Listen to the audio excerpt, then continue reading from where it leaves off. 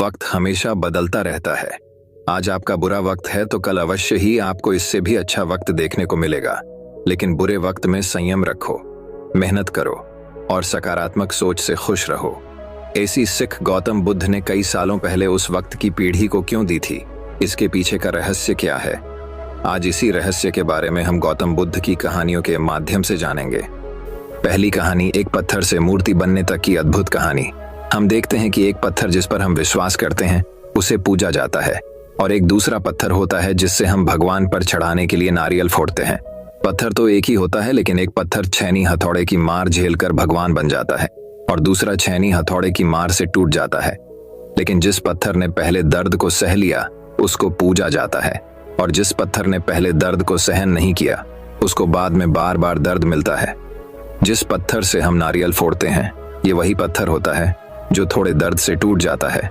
कई बार हम देखते हैं कि एक व्यक्ति बहुत सफल होता है और वहीं एक व्यक्ति असफल होता है। ऐसा क्यों होता है और इसके पीछे का सही कारण क्या होता है? जो व्यक्ति सफल होता है उसे देखकर कई लोग ये भी बोलते हैं कि इसकी किस्मत अच्छी थी, लेकिन उसके पीछे का संघर्ष कोई नहीं देखता। और आज की कहानी उन्हीं लोगों के लिए है जो कहते हैं कि सफलता किस्मत से मिलती है। एक बार की बात है कि एक खुशहाल पति पत्नी बाजार गए तो उन्होंने वहां एक बहुत ही सुंदर मूर्ति देखी। तो लड़की उस मूर्ति को खरीद लेती है और घर ले आती है। घर पर सभी लोग उस मूर्ति की तारीफ करने लगते हैं। वह लड़की उस मूर्ति की ओर देखकर कहती है कि यह मूर्ति दुनिया की सबसे सुंदर मूर्तियों में से एक है। इतने में उस मूर्ति से आवाज आती है, मैं तो सिर्फ एक मामूली पत्थर थी, लेकिन पत्थर से मूर्ति बनने तक में मुझे बहुत सारी चुनौतियों का सामना करना पड़ा। क्या आप इस सफर के बारे में जानते हो? लड़की डर जाती है और बोलती है, नहीं। तब पत्थर अपनी कहानी सुनाता है। पत्थर से मूर्ति बनने तक का सफर एक मूर्तिकार था जो बहुत ही सुंदर मूर्ति बनाता था। वह मूर्ति बनाने के लिए कुछ पत्थरों को चुनता है और उन्हें घर ले आता है। जब मूर्तिकार पत्थर को मूर्ति बनाने के लिए उस पर छैनी और हथौड़ों से वार करता है तो पत्थर के अंदर से दर्द भरी आवाज आती है, आह, मुझे बहुत चोट लगी है। तो मूर्तिकार उस पत्थर से कहता है, अभी थोड़ा दर्द सहन कर लोगे तो आगे चलकर लोग तुम्हारी पूजा करेंगे। फिर मूर्तिकार जब पत्थर पर फिर से छैनी हथौड़े से काम करता है तो वह पत्थर टूटकर बिखर जाता है।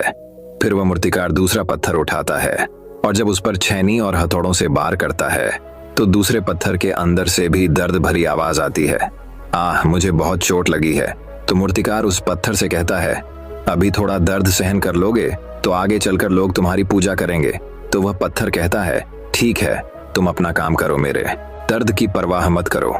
फिर वह मूर्तिकार उस पर अपना काम करता है और पत्थर को अच्छा आकार देने के लिए उस पर छैनी हथौड़ों से प्रहार करता है और पत्थर रोता रहता है लेकिन टूटता नहीं है। फिर मूर्तिकार उस पत्थर को आग की भट्टी में डाल देता है और कुछ समय के लिए उस पत्थर को आग की तपन में जलने के लिए छोड़ देता है।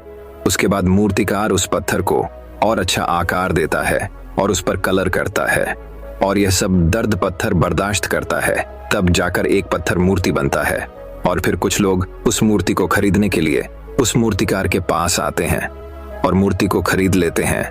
इतना कुछ सहना पड़ता है, तब जाकर एक पत्थर मूर्ति बनता है और तब जाकर लोग उस पत्थर को पूजते हैं। इसी तरह जब एक पत्थर को भी अपने आप की पूजा कराने के लिए छैनी हथौड़ों और आग की भट्टी में जलना पड़ता है, तो फिर एक इंसान को भी खुद को सफल बनाने के लिए मेहनत की भट्टी में झोंकना पड़ेगा। सीख, जिस तरह एक पत्थर को मूर्ति बनने के लिए तपना पड़ता है, उसी तरह हर इंसान को सफलता पाने के लिए मेहनत की भट्टी में तपना पड़ता है, तब जाकर ही सफलता मिलती है। तो चलिए दोस्तों, अब हमारी दूसरी कहानी की शुरुआत करते हैं।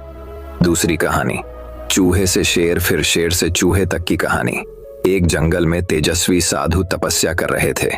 उसी समय वहां पर चूहा भागता भागता आया और साधु जी से बोलता है, बचा लो साधु जी, बचा लो। तो साधु जी पूछते हैं, क्या हुआ? तो चूहा बोलता है, बिल्ली मेरे पीछे पड़ी है, मुझे खा जाएगी, मुझे बचा लीजिए।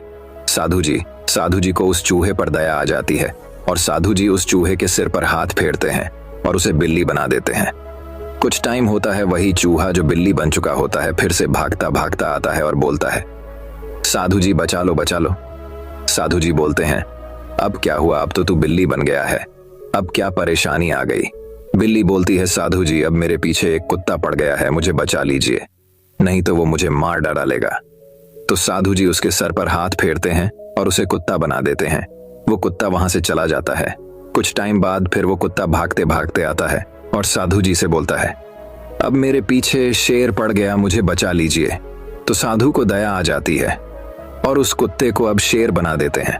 और साधु जी बोलते हैं, अब तुझे कोई नहीं खा सकता, अब तू जंगल का राजा है, तुझे किसी से डरने की जरूरत नहीं है, तू ही जंगल पर राज करेगा।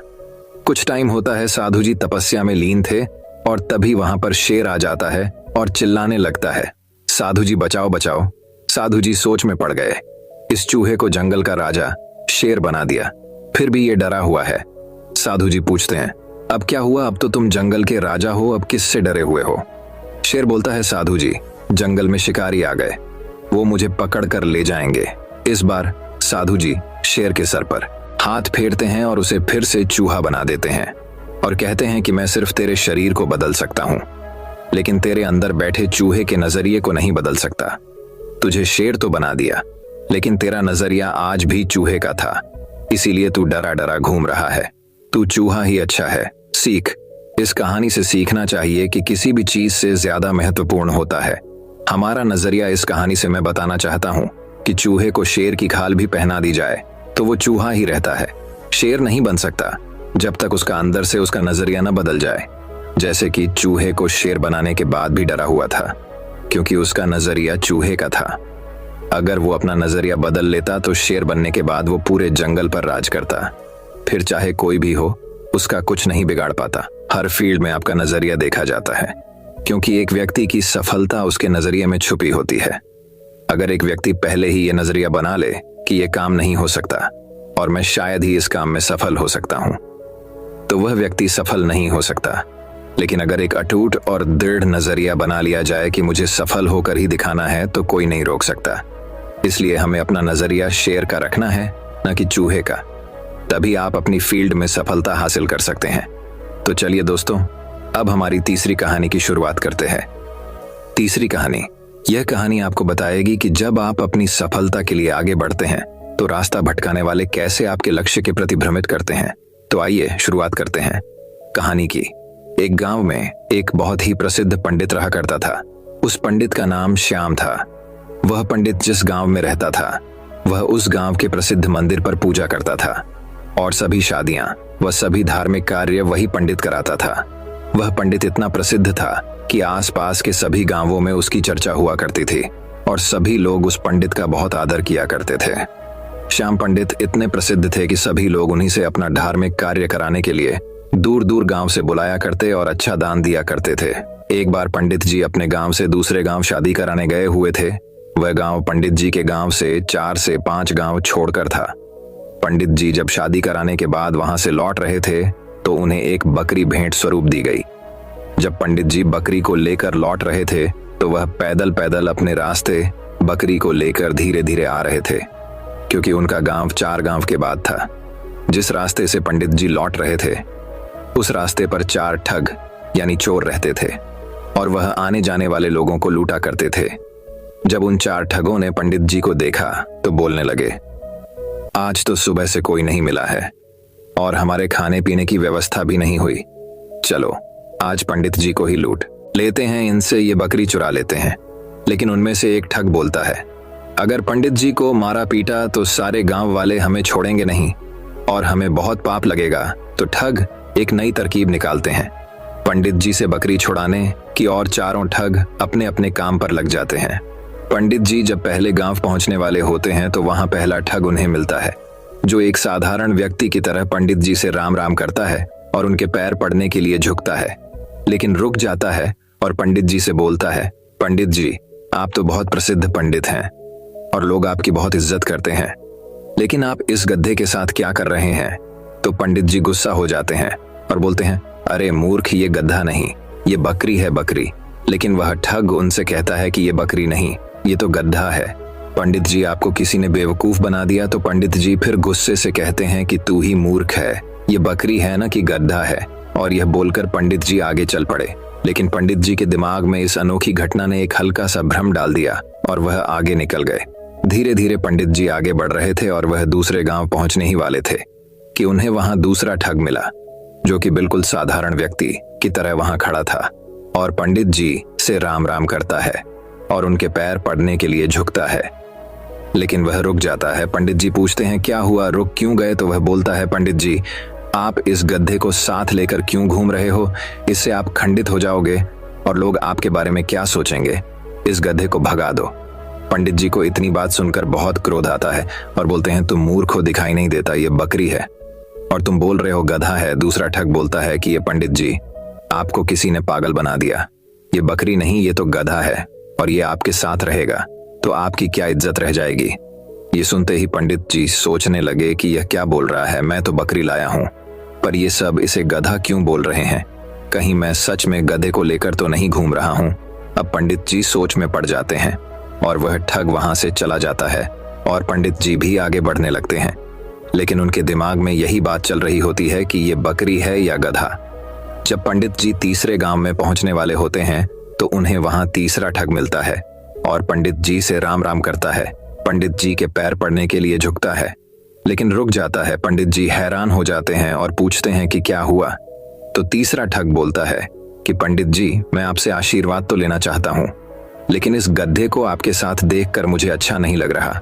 लोग आपको इतना मानते हैं, आपसे पूजा कराते हैं, लेकिन लोग आपको इस गड्ढे के साथ देखेंगे तो क्या सोचेंगे? इतनी बात सुनकर पंडित जी कहते हैं कि मैं इस गड्ढे को गांव के बाहर छोड़ने जा रहा हूँ। मुझे रास्ते में दयनीय हालत में मिला था और पंडित जी वहां से निकल जाते हैं। कुछ लोगों की बातों में आकर पंडित जी का विश्वास खुद से उठ जाता है। उन्हें लगता है कि लोग सही बोल रहे हैं और मैं गलत हूँ, लेकिन फिर सोचते हैं कि मैं सही हूँ। इसी तरह उनका विश्वास खुद पर से गिरने लगता है और सोचते हैं कि मैं अपने गांव पहुंचने वाला हूँ। अगर ये बकरी नहीं हुई और गधा हुआ तो लोग मेरे बारे में क्या सोचेंगे? यही सोचते सोचते पंडित जी चौथे गांव पहुंचने वाले होते हैं कि उन्हें चौथा ठग मिलता है और पंडित जी से राम राम करता है और पैर पड़ने के लिए झुकता है, लेकिन रुक जाता है। तो पंडित जी पूछते हैं क्या हुआ? तो वह ठग पंडित जी से बोलता है, पंडित जी बाकी सब तो ठीक है, आप इस गड्ढे को साथ में लेकर क्यों घूम रहे हो?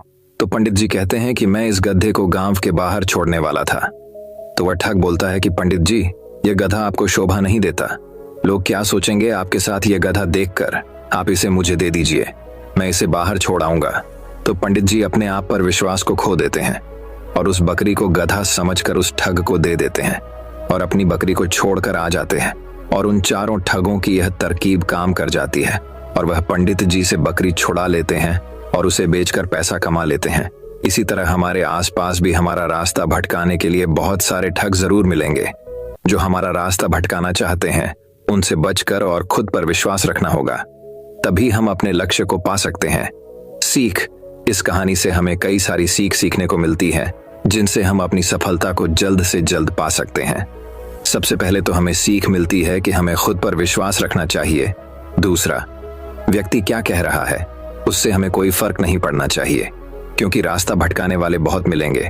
इस कहानी में भी वही हुआ है। अगर पंडित जी को खुद पर पूरा विश्वास होता कि हाँ ये बकरी ही है, तो वह अपनी बकरी को ठगों को नहीं देते। इसी तरह हमें भी अपने ऊपर विश्वास रखना होगा, हमारी मंजिल, हमारे सपनों के ऊपर विश्वास करना होगा। अगर हमें अपना लक्ष्य हासिल करना है तो हर किसी से सलाह नहीं लेना है और किसी भी व्यक्ति की नकारात्मक बातों से हमें कोई फर्क नहीं पड़ना चाहिए, क्योंकि लोग तो सिर्फ आपको भटकाने के लिए आते हैं कि ये कर लो, वह कर लो। लेकिन अगर आपका कोई निश्चित लक्ष्य नहीं होगा तो आप कभी सफल नहीं होंगे। इसलिए अपना लक्ष्य बनाकर सिर्फ उसके ऊपर काम करो, बिना किसी व्यक्ति की बातों पर ध्यान दिए। जब आप अपने लक्ष्य को पाने के लिए काम करते हैं तो रास्ता भटकाने और रास्ता रोकने बहुत सारे लोग आएंगे, आपको उनका सामना करना होगा। नेटवर्क मार्केटिंग बिजनेस में भी यही होता है। आपको बहुत सारे लोग मिलेंगे जो कहेंगे ये गलत काम है, आपको सफलता नहीं मिलेगी। तो उनकी बातों पर ध्यान दिए बिना अपने लक्ष्यों को पूरा करने के लिए मेहनत करेंगे तो सफलता अवश्य मिलेगी। बस रास्ता भटकाने वालों से बच कर रहें, क्योंकि राह भटकाने वाले जरूर मिलेंगे। तो चलिए दोस्तों, अब हमारी चौथी कहानी की शुरुआत करते हैं। चौथी कहानी, अकेले लड़ने की ताकत। कभी कभी हमें जीवन में अकेले लड़ने की आवश्यकता होती है। यह कहानी एक ऐसे लड़के की है जो अपने लक्ष्य की ओर आगे बढ़ने के लिए अपनी अकेलापन को एक सुनहरा अवसर बनाता है। एक समय की बात है, एक छोटे से गांव में एक लड़का रहता था। वह बहुत सपने देखता था, और अपने लक्ष्यों की प्राप्ति के लिए प्रयास करने का निरंतर जुनून रखता था। परंतु उसके पास न कोई साथी था, न कोई मार्गदर्शन करने वाला। उसके परिवार में भी उसके सपनों को समझने वाला कोई नहीं था। इसलिए उसे लगता था कि वह अकेलेपन की जंजीरों में बंद है और उसके सपने अधूरे रहेंगे। फिर भी उसने निरंतर मेहनत की और अपनी आत्मविश्वास की आवाज को बुलंद किया। उसकी इच्छा शक्ति और संघर्ष ने उसे सही दिशा में आगे बढ़ाने की शक्ति दी। एक दिन उसे अपने गांव के बाहर एक पुस्तकालय का पता चला। वह आश्चर्यचकित हुआ, क्योंकि उसे पहले कभी ऐसी जगह नजर नहीं आई थी। धीरे धीरे उसने उस पुस्तकालय के दरवाजे पर कदम रखा। वहां जाकर उसने देखा कि लोग पुस्तकों के बीच खोए रहते हैं और वहां की शांतिपूर्णता और ज्ञान के वातावरण ने उसे संतुष्ट कर दिया। अपनी उत्कृष्टता को पहचानते हुए उसने निर्णय किया कि वह पुस्तकालय में समय बिताएगा। धीरे धीरे वह पुस्तकालय की विभिन्न किताबों को पढ़ने लगा और नई दुनिया की खोज में निकल पड़ा। दिनों बिताने के साथ साथ उसका ज्ञान बढ़ता गया और वह अच्छे लेखकों और दर्शकों के साथ रिश्ते बनाने लगा। इसी के साथ उसने लिखने का भी मन बना लिया। उसने कई लेख लिखे, जिसमें से उसका एक लेख प्रकाशित हुआ और उसे अवसर मिला अपने लेखकीय कौशल को दुनिया के सामने प्रदर्शित करने का। वह लड़का जिसने कभी अकेलापन को एक रुकावट समझा था, अब एक प्रेरणादायक उदाहरण बन गया। लोग उसे मान्यता देने लगे और वह लड़का अपने लक्ष्यों की ओर अग्रसर होने में सफल हुआ। इस कहानी से हमें यह सीख मिलती है कि अकेलेपन को एक सुनहरा अवसर बनाने के लिए हमें संघर्ष करना चाहिए। हमारी संयमितता, समर्पण और मेहनत हमें अपने लक्ष्यों की प्राप्ति की ओर आगे बढ़ा सकती है। तो चलिए दोस्तों, अब हमारी 5वीं कहानी की शुरुआत करते हैं। 5वीं कहानी, संकट में साथ देना। यह कहानी एक गांव की है जहां लोग एक दूसरे के सहारे जीने का तरीका सीखते हैं। एक गांव था जहां लोगों के बीच में अनूठा एक बंधन था। यहाँ के लोग एक दूसरे के साथ मेहनत करते, सहायता करते और एक दूसरे के साथ खुशियों और दुखों को बांटते थे। इस गांव की कहानी बहुत ही अनोखी थी। एक बार गांव में एक नया आदमी आया। उसका नाम राम था। राम बहुत ही निराशाजनक हालात में आया था। वह एक छोटे से गांव में दूर रहते थे, जहां उनका परिवार बीमारियों और तंगी में फंसा था। उन्होंने सोचा कि वह इस गांव में आकर नए जीवन की कोशिश करेंगे। राम गांव में आकर एक आदर्श बनने के लिए प्रयास करने लगे। वे हर काम में मेहनत करते, दूसरों की सहायता करते और सबके लिए प्रेरणा स्रोत बन गए। दूसरे लोगों की खुशियों और दुखों में भी वे सहभागी रहते। एक बार गांव में बड़ा दुख का समय भी आया, जब गांव के मुखिया का बेटा अचानक बीमार पड़ गया।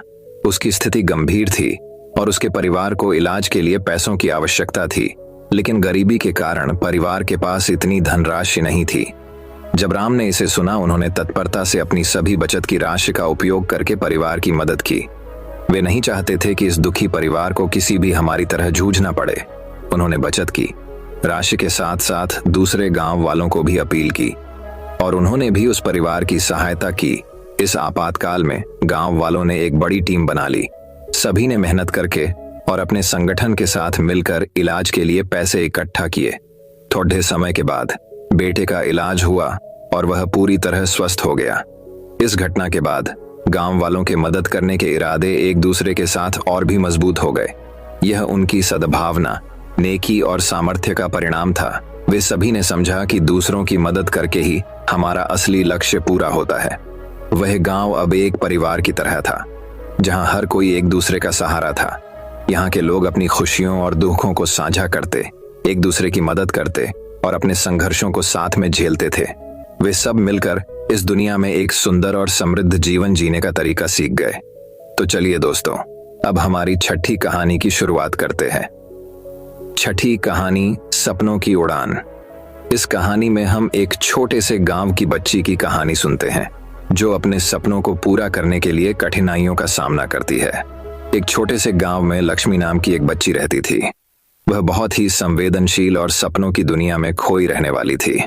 लक्ष्मी के दिल में एक सपना था कि वह एक दिन अपने गांव को ऊंचाइयों तक ले जाएगी और उसे खुशहाली और सम्मान की ऊंचाइयां प्राप्त होंगी। लक्ष्मी के पास गरीबी के कारण कई कठिनाइयां थीं। उसके परिवार को रोजगार की कमी थी और उन्हें बुनियादी आवश्यकताओं को पूरा करने के लिए संघर्ष करना पड़ता था। लेकिन लक्ष्मी नहीं हारी। वह हमेशा अपने सपनों के पीछे लगी रहती थी। उसका पहला कदम उसने शिक्षा में आगे बढ़ाकर उठाया। गांव में उसके स्कूल नहीं था, लेकिन उसने खुद को पढ़ाई के लिए समर्पित कर दिया। वह दूसरे गांव जाती और पढ़ाई के लिए पूरी मेहनत करती। संघर्ष और कठिनाइयों के बावजूद वह अपने लक्ष्य की ओर बढ़ रही थी। लक्ष्मी की दृढ़ता और मेहनत ने उसे सफलता की ओर ले जाया।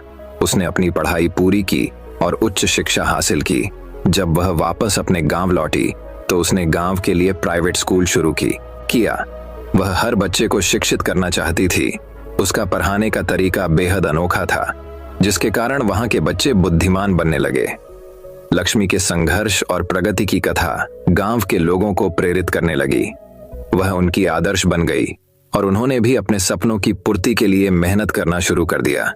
इस तरह लक्ष्मी ने अपने गांव को ऊंचाइयों तक ले जाने में सहायता की और लोगों को आर्थिक और सामाजिक रूप से सशक्त बनाया। यह कहानी हमें सिखाती है कि हमें अपने सपनों के पीछे दृढ़ता से खड़े होना चाहिए। कठिनाइयों के बावजूद हमें अपनी मेहनत और समर्पण बनाए रखने की आवश्यकता होती है। जब हम अपने सपनों के प्रति विश्वास रखते हैं और मेहनत करते हैं, तो हम आपातकाल में भी सफलता की ओर बढ़ सकते हैं। तो चलिए दोस्तों, अब हमारी 7वीं कहानी की शुरुआत करते हैं। 7वीं कहानी खुशी का राज। एक बार की बात है, एक गांव में एक महान आरशी रहते थे। उस गांव के लोग उस आरशी का बहुत ही सम्मान करते थे। गांव के सभी लोगों को जब भी कोई समस्या हो तो वे आरशी अपनी समस्या का समाधान अवश्य बताते थे। सभी गांव वाले उस आरशी से बहुत प्रसन्न थे। हर बार कोई नई समस्या लेकर उस आरशी के पास आए और महान आरशी उस समस्या का हल बताएं। एक बार एक व्यक्ति उस आरशी के पास एक प्रश्न करता आया और आरशी से पूछा कि गुरुजी, मैं एक प्रश्न करता चाहता हूँ। तो आरशी ने कहा कि प्रश्नोत्तरी क्या है? तो वह व्यक्ति कहता है, मैं खुश कैसे रह सकता हूँ, मेरी खुशी का राज क्या है? इतने में आरशी ने जवाब दिया कि आपको मेरे साथ जंगल में घूमना होगा। कुछ समय बाद वह व्यक्ति खुशी का राज देखने के लिए आरशी के साथ जंगल में जाने के लिए निकलता है और दोनों जंगल में जाते हैं। तभी रास्ते में एक बड़ा पत्थर आता है और आरशी उस पत्थर को अपने साथ लेने के लिए उस व्यक्ति को बताता है। उसने आरशी के आदेश पर व्यक्तिगत रूप से उस पत्थर को अपने हाथों में उठाया हुआ माना। कुछ समय बाद उस व्यक्ति को उस भारी पत्थर से दर्द होने लगा। वह व्यक्ति इस दर्द को सहन कर लेता है और रहता है। काफी समय तक वह व्यक्ति उस दर्द को सहन कर लेता है, परंतु जब उसे अधिक कष्ट होता है तो ऐसा प्रतीत होता है कि महान आरशी कहते हैं कि मुझे कष्ट हो रहा है और मैं थक गया हूँ। ये आरशी कहते हैं कि इसे नीचे रख दो।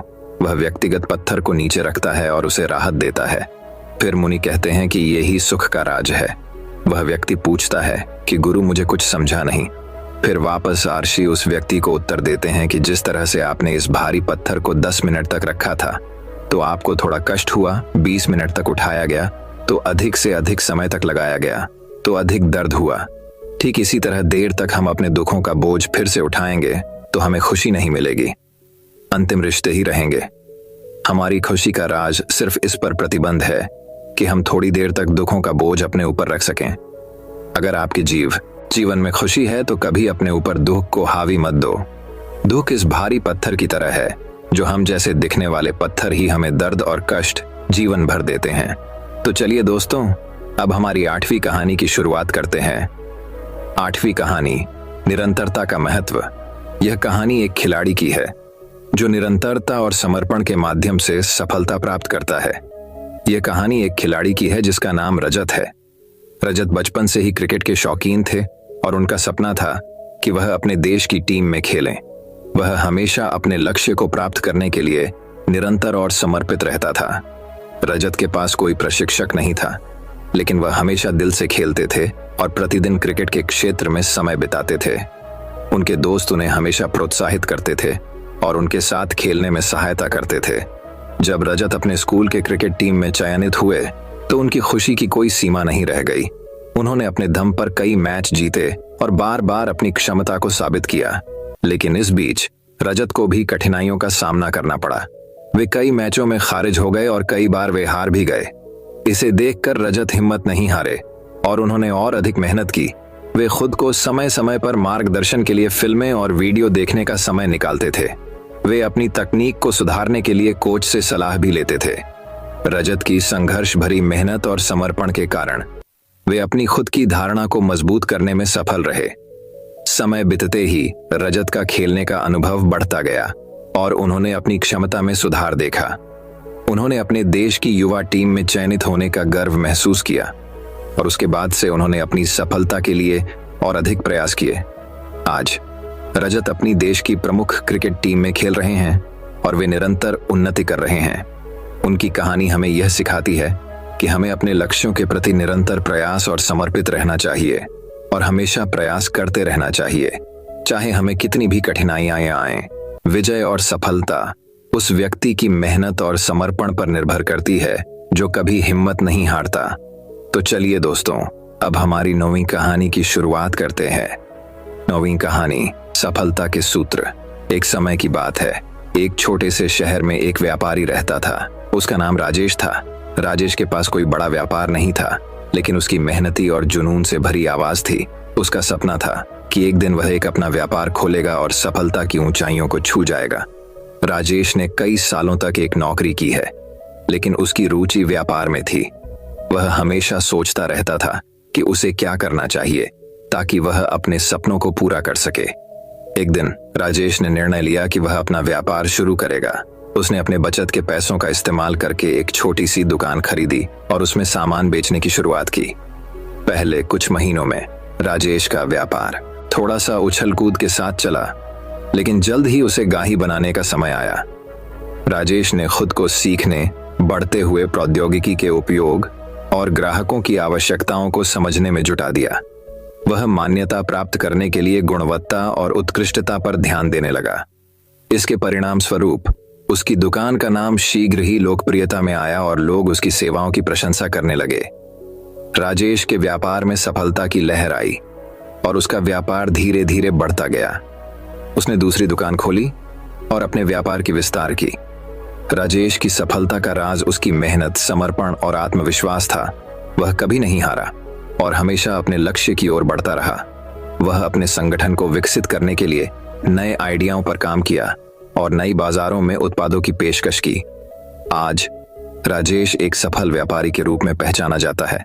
उसकी कहानी और उसकी सफलता दूसरों को प्रेरित करने के लिए एक मिसाल के रूप में साझा की जाती है। राजेश ने सिद्ध किया कि मेहनत, आत्मविश्वास और निरंतर प्रयास ही सफलता की कुंजी होती है। तो चलिए दोस्तों, अब हमारी 10वीं कहानी की शुरुआत करते हैं। 10वीं कहानी, जीत की गाथा। इस कहानी में हम एक खिलाड़ी की कहानी सुनते हैं जो कठिनाइयों के बावजूद जीत की ओर बढ़ता है। यह कहानी हमें यह सिखाती है कि हमें सभी परिस्थितियों में सकारात्मक रहना चाहिए और हमेशा अपनी जीत के लिए प्रयास करना चाहिए।